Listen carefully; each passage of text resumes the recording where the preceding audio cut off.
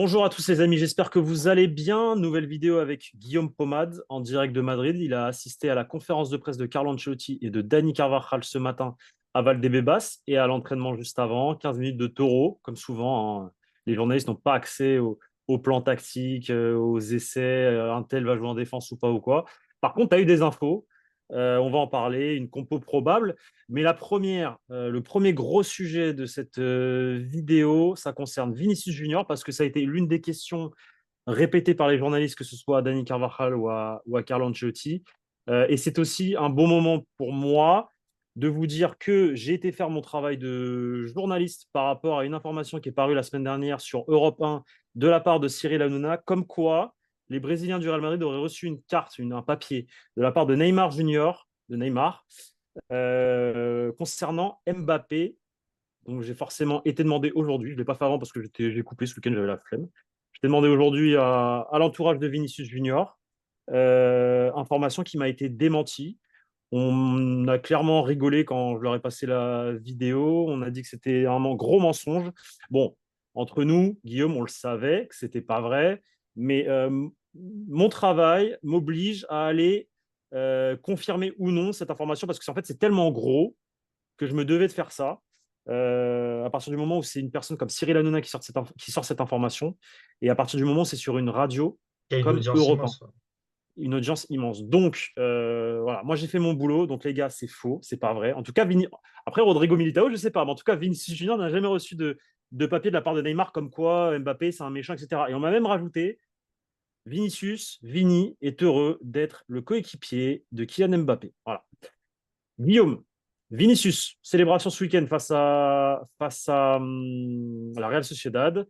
Il a, voilà, une célébration qu'on avait vue d'ailleurs à l'époque avec Raoul au Camp Nou. Ça, on Une a vu ça, on a célébration vu qu'on avait vue CR7, on a vu CR7 avec le faire, on a vu le bras d'honneur Fernando de Bale au Torres. Wanda, enfin, on a vu toutes ces Non, non, choses-là. attends. Fernando Torres, Luis Suarez, Neymar, mais tout le monde le fait.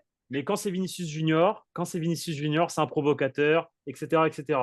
Forcément, les journalistes, parce qu'ils aiment faire du buzz autour de Vinicius Junior. J'en ai parlé d'ailleurs avec l'entourage de Vini aujourd'hui, on a bien rigolé aussi.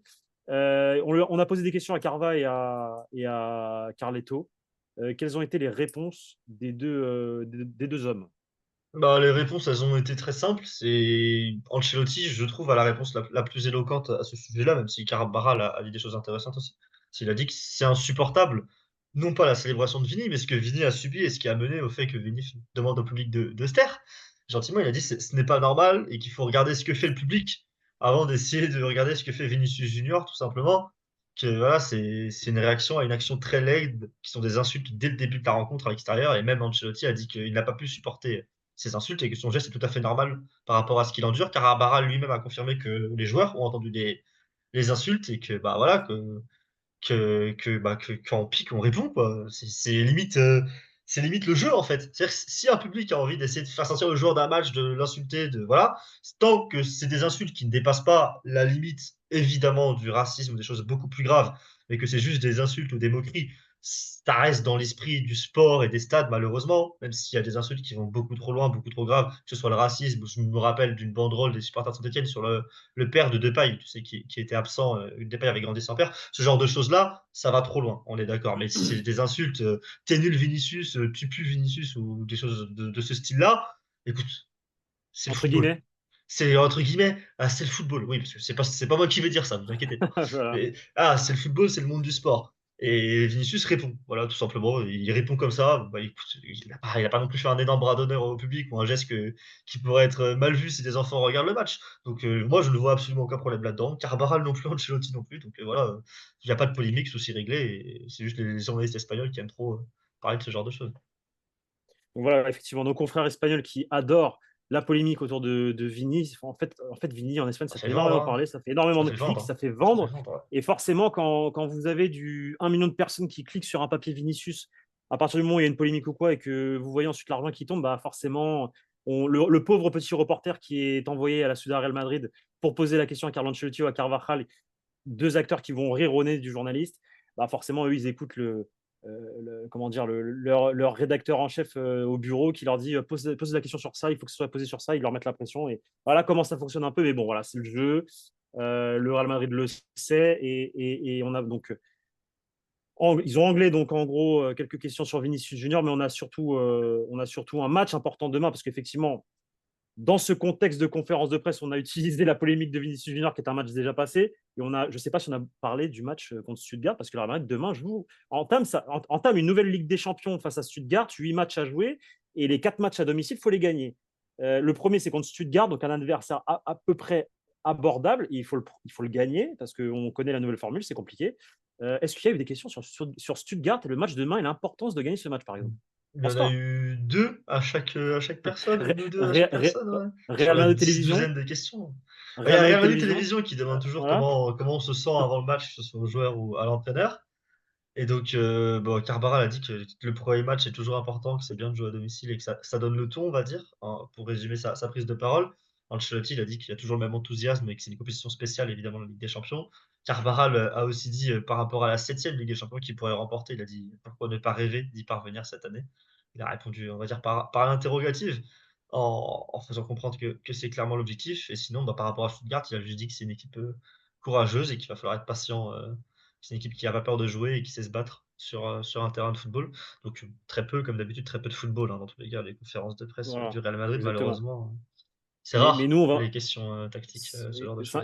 et c'est un peu chiant d'ailleurs. Mais nous, on Ah, va essayer de parler de football parce que toi, tu étais à l'entraînement et tu as vu la première grosse surprise, c'est que Bellingham et Tchouaméni étaient bien présents ce matin à l'entraînement collectif. Il manquait par contre Militao. Militao derrière, Carlo Ancelotti a confirmé qu'il sera là quand même demain et que aujourd'hui, ce n'était que du repos. Est-ce qu'on a une compo probable de ce que tu as pu entendre, lu ou avec qui tu as pu parler à Valdebebas? Moi, j'ai cru comprendre qu'il y avait peut-être potentiellement un monde où Militao ne jouait pas et que du coup, si Militao ne joue pas et n'est pas prêt, mais qui sera sur le banc quand même, ce serait Carvajal qui prendra sa place et du coup Lucas Vasquez qui passerait couloir droit. Et en tout cas, on est d'accord que Chouameni et Bellingham titulaires demain. alors, je vais du coup revenir sur peut-être un petit peu le fil de ce qui s'est passé, puisqu'on rappelle, on pensait avoir Militao, Bellingham et Tchouaméni dans le groupe pour le déplacement à la Real Sociedad. Finalement, Tchouaméni et Bellingham étaient trop courts. Militao a joué titulaire, a joué toute la rencontre. Il a aussi pris un petit coup à la jambe, boitillé un petit peu en fin de rencontre. Ancelotti, en conférence de presse après ce match-là, dit que c'est rien, que Militao n'a rien du tout. Militao a quand même un jour de repos supplémentaire aujourd'hui. On ne le voit pas à l'entraînement. On pense qu'il est out. En tout cas, on se demande s'il est out pour le match de demain. Finalement, il confirme la présence à 100% de Militao dans le groupe pour la rencontre de demain. Je trouve que les mots d'Ancelotti, que ce soit après le match contre la Real ou que ce soit en conf de presse aujourd'hui, tendent quand même vers une titularisation d'Eder Militao et une disponibilité complète d'Eder Militao pour la rencontre de demain. Si ce n'est pas le cas, ce qui est sorti, je crois, par José Félix Diaz de Marca, ce serait Carvajal en défense centrale, puisqu'il y a une hécatombe pardon, au milieu de terrain, et que Chouameni est pour le coup tout autant nécessaire au milieu de terrain qu'il pourrait l'être en défense centrale. Et donc, ensuite, pour ce qui est du milieu de terrain, Bellingham, de ce que j'ai pu voir, lire, entendre, a un petit peu moins de chance d'être titulaire que Chouameni si on devait jauger, on va dire, en termes de pourcentage, le pourcentage de chance. Chouameni, c'est très très haut, Bellingham, c'est haut, on va dire. Mais ce serait ça. Et sinon, il y aurait un duel entre Modric et Arda Güler pour récupérer la place de Bellingham dans le 11. Mais logiquement, on devrait avoir un 11 finalement classique. Finalement, ce sera le 11 qu'on imaginait titulaire pour l'image de la saison, quoi. En fait, Bah, écoute, si Bellingham et Tchouaméni et Militao passent le cut, ce sera le 11 du début du 11 de la Supercoupe, si je dis pas de bêtises, avec Tchouaméni, Valverde, Bellingham au milieu, Rodrigo, Mbappé et Vini en attaque, Carvajal, Militao, Rudiger, Mendy en défense et Courtois dans les buts. Si je dis pas de bêtises, c'est ça le 11 de la Supercoupe. fantastique nouvelle du coup. Donc Bellingham apte pour la rencontre face à Stuttgart, c'est Logiquement. une bonne nouvelle. Alors au début on parlait d'un retour face à l'Espagnol plutôt et qu'il allait peut-être jouer que 30 minutes. Donc On s'il va est titulaire voir. demain, c'est que c'est une bonne nouvelle. C'est une bonne On nouvelle. va voir. Je pense que Bellingham, on peut pas dire qu'il sera titulaire. On peut dire qu'il a une chance, une bonne chance d'être titulaire. Tchouaméni, là, je pense qu'on peut déjà un petit peu plus s'avancer. Quant à Tchouaméni, Bellingham, il revient quand même d'une Parfait, absence d'un mois. Donc, on va voir parfait, s'il y a l'envie de mettre un joueur qui n'a pas joué depuis un mois titulaire dans un match de Ligue des Champions à haute intensité et tout ça. Tu vois. Il y a nickel. un petit peu plus de questions, je pense. Chapitre prolongation de contrat. On a du coup Carvajal qui a parlé de sa potentielle prolongation de contrat. Tu vas nous dire avec plus de détails ce qu'il a dit donc. Je vais même le lire. Mon idée est de rester ici, enfin mon envie plutôt, est de rester ici le plus longtemps possible, tout en étant toujours réaliste et en sachant que je peux apporter au Real Madrid. Quand je sentirai que je ne suis plus au niveau de cette équipe, je ferai un pas de côté, je me mettrai de côté, on va dire, pour la traduction est peut-être un petit peu trop littérale. Et après, il a rajouté, pour l'année prochaine, il a rajouté, c'est le président qui décide. Les conditions du club sont de renouveler le contrat chaque année. On sait qu'après 30 ans, c'est la politique du Real. Il a dit, je n'ai aucun problème avec cela. Tant que mon désir et mon niveau sont suffisants, on continuera de re-signer. Donc, il n'y a pas de, voilà, aucun doute à avoir sur Camara. Alors, quand j'étudie, j'observe ces déclarations, voilà, les gars, moi, je trouve que c'est le genre de déclaration parfaite qu'il faut avoir quand vous êtes un joueur du Real Madrid. Carvajal s'inscrit dans la politique du club, aucune polémique, prêt à tout pour défendre son maillot, enfin le maillot blanc. Voilà, il sait qu'il va être prochainement le capitaine du Real. Donc non, 10 sur 10 par rapport à cette déclaration. Et il dit bien que c'est aussi qu'il est d'accord avec, en gros, il fait comprendre qu'il est d'accord avec cette politique de un an après, une année par année, et que dès qu'il sentira Mm. qu'il n'a plus les jambes en gros pour continuer, il fera un pas de côté. Très important parce qu'en fait, je rappelle un chapitre, après je te laisse la parole, je rappelle le chapitre Sergio Ramos qui, il y a quelques années, avant de partir au Paris Saint-Germain, avait demandé 2 ans de contrat, sachant qu'à son âge, la politique du club, c'était un an, un an, un an, un an. Et il avait tenu tête en disant non, moi je veux 2 ans, non, moi je veux 2 ans, non, moi je veux 2 ans. Le club lui avait dit non, Sergio, c'est un an. Sergio, c'est un an. Ils avaient posé un ultimatum, je crois, début février. Il n'avait pas répondu parce qu'il continue à réclamer 2 ans. Du coup, le Real avait activé la piste David Alaba. Avec David Alaba, ça s'est fait très rapidement, il n'y a pas eu de problème. Et derrière, Sergio Ramos, il arrive en fin d'année et il dit bon, Prési, qu'est-ce qu'on fait? On prolonge quand le contrat que tu m'as promis d'un an? Et le président lui a dit bah, Sergio, tu m'as dit que tu voulais 2 ans. Pour moi la proposition que je t'ai faite en gros au mois de janvier, elle est obsolète, c'est fini, c'est ciao. Et c'est ce qui s'est passé. Donc là, on voit que Carvajal, en fait, c'est pas du tout le même process. C'est un Bah, process de il veut rester et il s'inscrit dans cette politique et il est d'accord avec ça il a tout et c'est le simplement club dit, avant et c'est le club avant tout en fait. C'est le club avant c'est le, tout. c'est le président qui décide. Tout simplement, on n'a pas besoin Voilà. d'aller plus loin. Il a dit 5 mots qui résument le tout.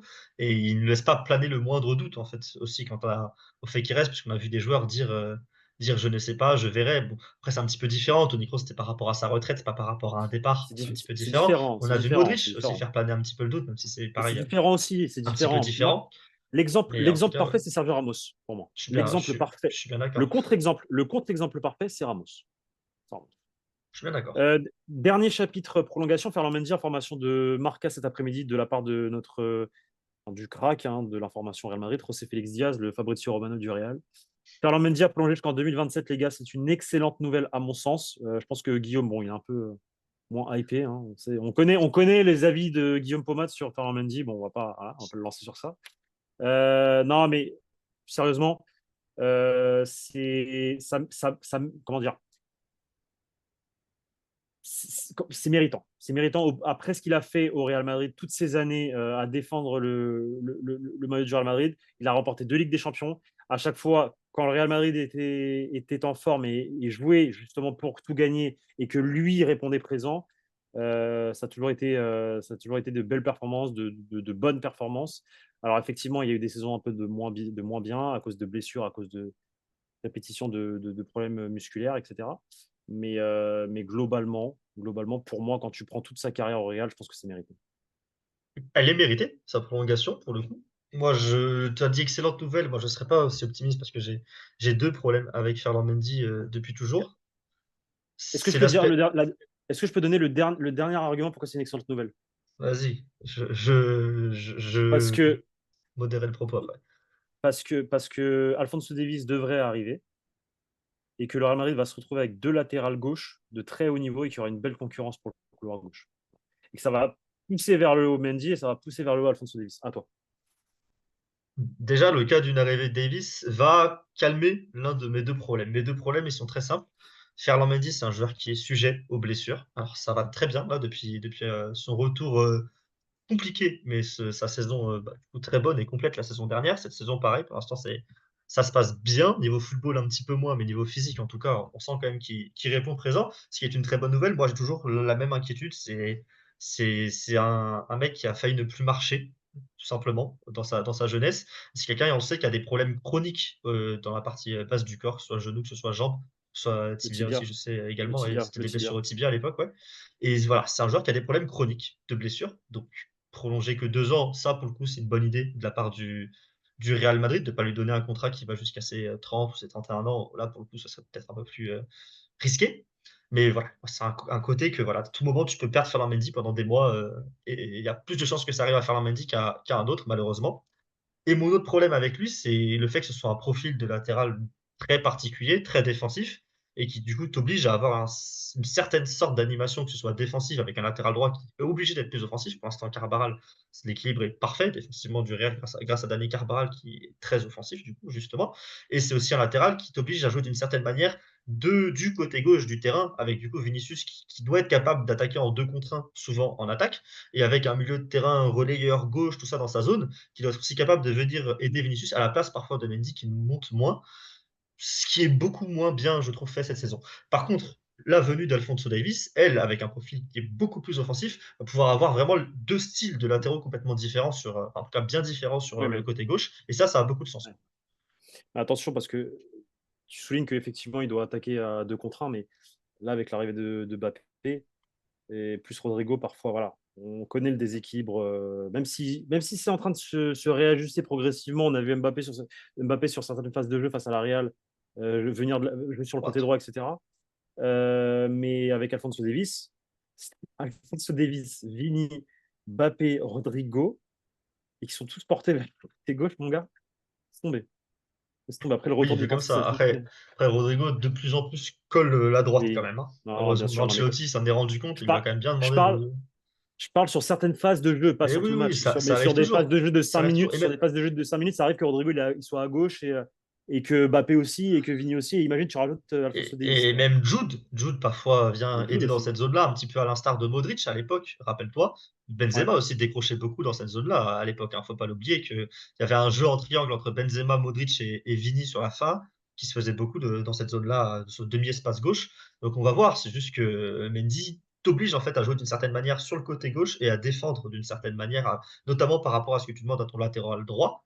Et c'est quelque chose qu'il faut assumer. C'est quelque chose qu'il faut assumer parce que c'est pas un latéral aussi polyvalent que d'autres le sont. Mais s'il y a Davis derrière et que ça offre les deux options qu'on peut espérer, on va dire, en tant que latéral, avec une option plutôt défensive et une option plutôt offensive, c'est très intéressant comme construction d'effectifs pour le coup. Et il restera plus que l'aspect blessure, mais Exactement. ça, c'est l'avenir qui nous le dira et on ne le souhaite pas. Mais ça reste un fait. C'est un joueur qui est sujet à Après, blessure.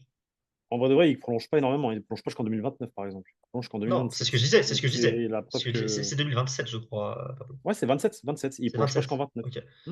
Ouais, ouais. Donc, en gros, Oui, bah, c'est ce que j'ai dit. il prolonge de Il deux fait années plus 2, ouais. supplémentaires. Plus 2, plus 2. Bah, c'est Donc, bien pour le Real de ne pas avoir été jusqu'à de 2029 et 2030 ou quoi. Ou là, ça aurait été une prise de 100%. risque à mes yeux. Parce qu'à tout moment, Exactement. malheureusement, à tout moment, Mendy, ça peut rechuter, je pense. Exactement. Guillaume, merci beaucoup. Alors, la vidéo a été un peu plus longue que d'habitude. Il y avait beaucoup de sujets à traiter. Ah, Les amis, j'espère que ça vous a plu. Vous êtes beaucoup, vous le dites tout le temps, vous êtes beaucoup à regarder nos vidéos. Encore, hein, j'ai encore regardé là il n'y a pas longtemps. Et vous abonnez pas, les amis. Si c'est la première fois que vous tombez cette vidéo, vous aimez notre contenu, un petit like et abonnez-vous à la chaîne parce que ça nous donne de la force, ça nous donne toujours plus envie de faire plus de vidéos et plus de contenu. Surtout que là, dans les prochains mois, les vidéos seront beaucoup plus qualitatives, on vous le promet. ça Guillaume, va venir. profite bien de, Ça va Guillaume, venir. profite bien de ton match demain face à Stuttgart et on se dit à demain, les amis, pour le débrief de la rencontre Real Madrid-Stuttgart, 21h, Santiago Bernabéu. Ciao, bonne soirée. Salut!